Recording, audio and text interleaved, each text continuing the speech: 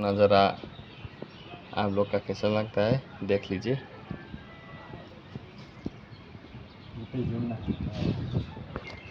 मैं आपको लोग को नज़ारा दिखा रहा हूँ।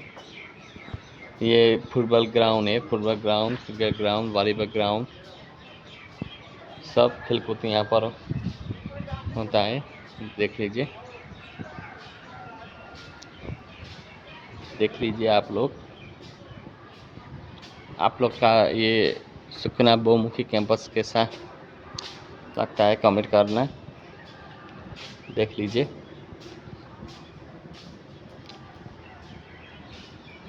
देख लीजिए आप लोग।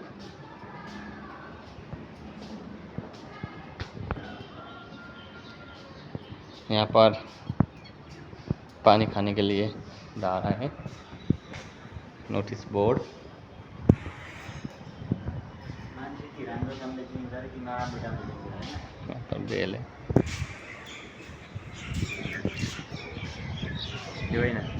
हेलो भाई, देख लीजिए व्यू।